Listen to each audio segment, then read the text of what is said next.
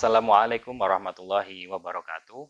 Alhamdulillah wassalatu wassalamu ala Rasulillah Sayyidina Muhammad ibni Abdillah wa ala alihi wa sahbihi wa mawalah amma ba'du. Saudara-saudaraku kaum muslimin yang dirahmati Allah Subhanahu wa taala dimanapun berada. Pada kesempatan kali ini saya akan membawakan atau menjelaskan tentang bagaimana cara kita memperbaiki sholat kita sehari-hari, yaitu khusus pada waktu kita sholat, bukan sebelum sholat atau sesudah sholat. Para ulama telah menyampaikan dan telah menjelaskan kepada kita bahwasanya apa saja yang telah menjadi kesunahan-kesunahan sebelum sholat dan ketika sholat dan setelah sholat, yaitu jika dikumpulkan itu ada sekitar 800 sampai 1000 buah kesunahan. Nah, maka saya tidak menyebutkan semua dan saya hanya menjelaskan yang banyak terjadi di sekitar kita, yaitu mungkin ada saudara-saudara kaum muslimin yang lain itu sholat akan tetapi dia belum paham, dan ini insya Allah akan mudah dipraktekkan. Nah, yang pertama, ketika kita sholat, kita dilarang untuk berkacak pinggang, yaitu meletakkan tangan di pinggang. Nah, sebagaimana sabda Nabi SAW, annahu SAW naha anir rajuli ayyusalliya muhtasiran, yaitu dilarang untuk meletakkan tangan di pinggang. Nah, hal tersebut jangan sampai dilakukan, atau jika kita melihat anak-anak kecil sholat seperti itu, hendaknya ditegur yang baik sehingga tidak menjadi kebiasaan ketika mereka sholat. Kemudian selanjutnya, ini yang penting. Nah, ketika kita sholat, kita disunahkan untuk membuka mata. Ingat ya, untuk membuka mata. Selama kita sholat, disunahkan membuka mata kita. Jangan sampai menutup mata. Ini yang sering dilakukan oleh sebagian saudara-saudaraku kaum muslimin yang lain. Kenapa? Mungkin karena ngantuk, atau mungkin karena memikirkan sesuatu, dan lain sebagainya. Sehingga sholatnya, itu yang dipikirkan bukan sholat, tetapi hal lain. Nah, misalkan permasalahannya, atau hutangnya, atau perencanaan apa yang harus dikerjakan. Bahkan dia mengingat-ingat barangnya yang hilang dan segala macam. Itu kalau kita sampai memejamkan mata, maka pikiran-pikiran yang akan mengganggu kita itu akan masuk. Ya, pikiran-pikiran sekelebat yang mana jika kita teruskan, maka hal tersebut akan mengganggu sholat kita. Ya, kemudian ini juga yang sering dilakukan oleh sebagian saudara-saudaraku kaum muslimin, yaitu mereka sholat akan tetapi bacaannya tidak dapat didengar. Nah, bacaannya tidak dapat didengar. Bahkan yang masalah mendengar bacaan ini itu adalah kewajiban. Ketika sholat itu bacaan sholat. Nah, ketika kita sholat itu ada dua bacaan macam. Yang pertama keras dan lirih, bukan baca dalam hati. Ini yang susah, yang jarang difahami ya. Tidak ada bacaan dalam hati, yang ada bacaan lirih. Ingat ya, lirih. Lirih itu ya adalah selama telinga kita sendiri itu mendengar bacaan kita, itu namanya lirih. Nah, ini yang jarang dipahami. Kebanyakan saudara-saudaraku yang lain itu dia sholat tapi diam, katanya baca, ternyata baca dalam hati. Ini yang tidak boleh. Nah, maka hendaknya kita sholat itu wajib ya membaca bacaan sholat minimal terdengar telinga kita sendiri. Harus terdengar ke telinga kita sendiri.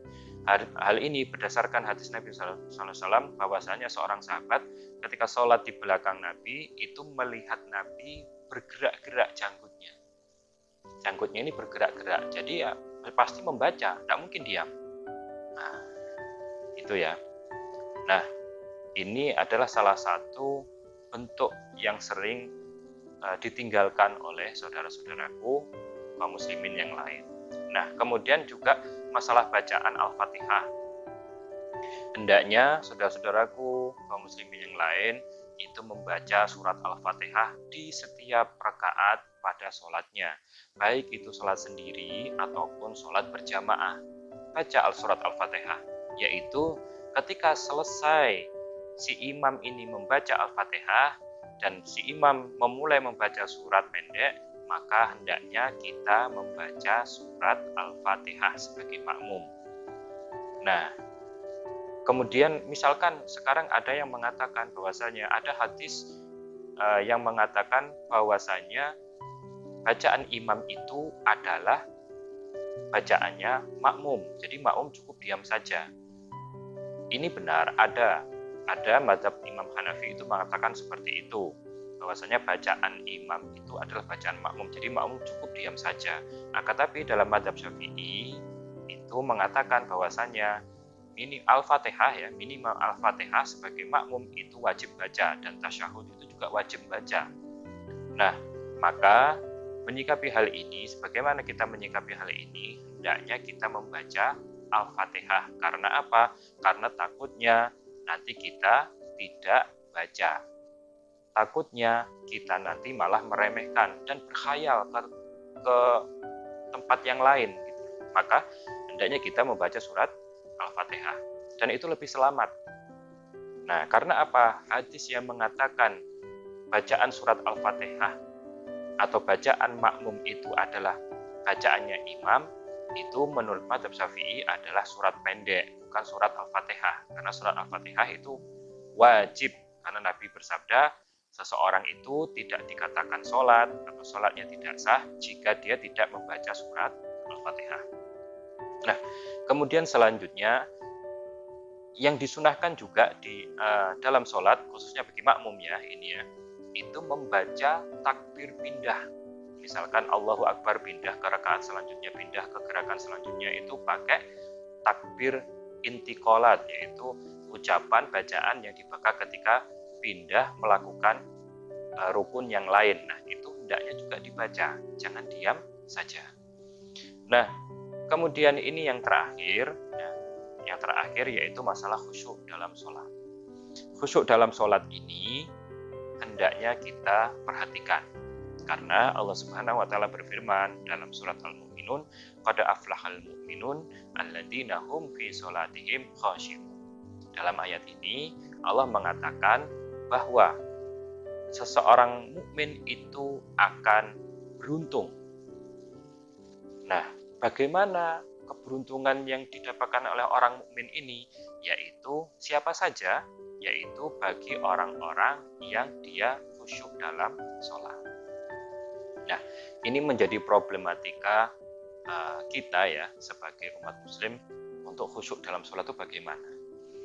Begini saudara-saudaraku kaum muslimin yang lain, bahwasanya khusyuk ini adalah bukan syarat sahnya sholat. Walaupun ada sebagian kecil ulama yang mengatakan itu adalah syarat sahnya sholatnya. Jadi orang yang sholat tapi tidak khusyuk itu tetap sah sholatnya. Tetap sah sholatnya. Masalah pahala atau tidak itu kan urusan Allah ya. Jadi ini tetap sah sholatnya. Nah, akan tetapi kita kan pengen mendapatkan pengaruh yang baik, dampak yang baik dari sholat kita. Maka kita berusaha untuk khusyuk. Dan banyak sekali di luar sana itu mengadakan training ya. Training sholat khusyuk, dan lain sebagainya. Yang mana sebenarnya khusyuk ini bisa kita dapatkan asal kita mau latihan dan tahu caranya. Tahu caranya khusyuk. Nah, bagaimana definisi para ulama tentang khusyuk itu?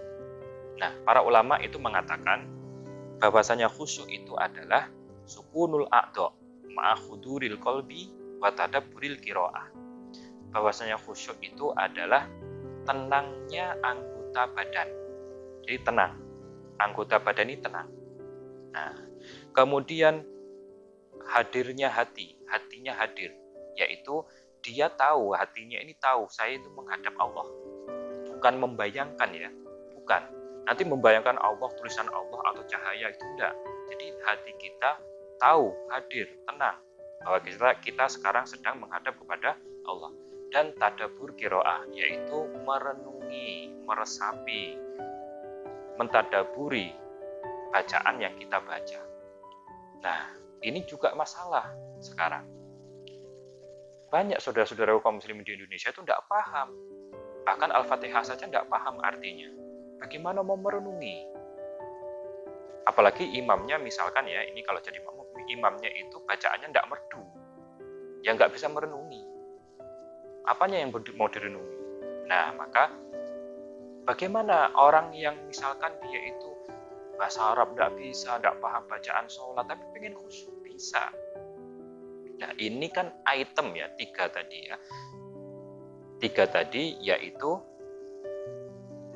tenangnya anggota tubuh, kemudian dia hadirnya hati, kemudian tadabbur, memahami bacaan sholat.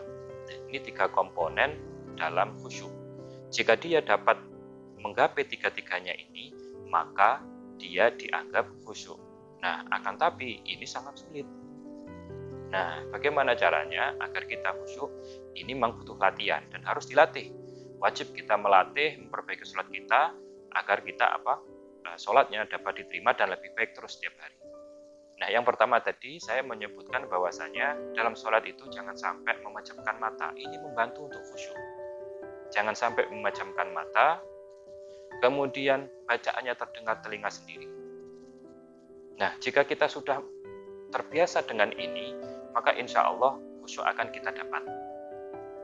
Nah, sangat mudah bukan? Jadi tidak bertele-tele, tidak mencari maknanya, surat ini apa, nanti dia tahu maknanya hanya qul huwallah saja, kemudian yang lain tidak tahu, akhirnya nggak membaca surat yang lain. Dan latihan di rumah bisa ini. Nah, maka mari saudara-saudaraku kaum muslimin yang dirahmati Allah Subhanahu wa taala, kita perbaiki sholat kita, yaitu dengan tidak memejamkan mata dan bacaannya terdengar telinga sendiri. Nah, maka hal tersebut membantu kita untuk khusyuk. Lalu kemudian bagaimana jika ada orang yang menangis ketika sholat? Nah, ini kita kadang menjadi problem ini ya, menangis dalam sholat ini ya. Kenapa? Karena para ulama sendiri juga mendefinisikan menangis dalam sholat itu dan menghukuminya itu juga berbeda-beda. Maka saya mengambil jalan tengahnya saja, yaitu tidak usah kita menangis dalam sholat. Karena ini menjadi polemik, ada yang mengatakan batal, nanti kalau lebih dari 2 huruf nanti batal, dan lain sebagainya. Nah, lalu bagaimana misalkan Imam Masjidil Haram sholatnya dia menangis? Nah, ini beda. Beliau sholat karena beliau faham, ya, beliau faham bacaannya, dan yang dibaca itu pasti ketika ayat-ayat adab. Nah, jadi beliau ingat dan merasakan betapa pedihnya adab Allah Subhanahu wa taala. Nah, sedangkan kita nangis itu ingat dosa. Tidak paham bacaan, tidak paham apa yang telah diucapkan, tapi ingat dosa. Dosaku sudah begini, akhirnya nangis, dosaku begini, atau merasakan kepahitan hidupnya. Hidupku sudah begini, tidak beruntung, apa istilahnya, sial terus dan lain sebagainya. Nah, maka ketika seperti itu, akhirnya dia tidak paham bacaan tapi nangis juga. Nah, ini makanya berbeda. Maka untuk masalah menangis ini hendaknya jangan kita lakukan, tidak usah menangis. Nah, kalau mau ingat dosa itu, mau doa, mau taubat itu baru ingat dosa, gitu ya. Nah, maka tips-tips yang saya sampaikan tadi hendaknya dilatih. Ya, misalkan hari ini dilatih, mulai hari ini, mulai mendengarkan kajian ini, silahkan dilatih di rumah sendiri, insya Allah menggapai khusyuk dalam sholat. Poinnya tadi ada 2, saya ulangi lagi, yaitu jangan pernah menutup mata, walaupun sujud. Bisa tambah ya, walaupun sujud, jangan menutup mata dan pusatkan pandangan itu ke satu titik. Jangan pandangnya ke sini, ke sini, ke sini, ya pasti nanti nggak khusyuk juga. Akhirnya datanglah pikiran-pikiran khawatir kalau dalam bahasa Arabnya. Itu pikiran-pikiran datang, sekelebat datang. Entah masakannya, entah jemurannya, entah anaknya sakit, dan lain sebagainya datang sendiri. Nah, kemudian bacaannya itu harus apa? Terdengar telinga sendiri. Insya Allah sudah memenuhi khusyuk dalam sholat. Bahkan ada juga ulama yang mengatakan cukup khusyuk itu ketika takbiratul ihram saja. Seperti yang disampaikan Syekh Abu Bakar Sato dalam kitabnya I'anah Thalibin, cukup bagi orang awam itu takbir pertama dia hadir hatinya, kemudian tenang badan anggota tubuhnya, dan dia tahu maknanya, dia tahu bahwa dia sedang menghadap Allah, itu sudah dianggap khusyuk. Nah, demikian saudara-saudaraku yang dapat saya sampaikan pada kesempatan kali ini. Semoga bermanfaat. Usikum wa ya nafsi bittaqullah. Assalamualaikum warahmatullahi wabarakatuh.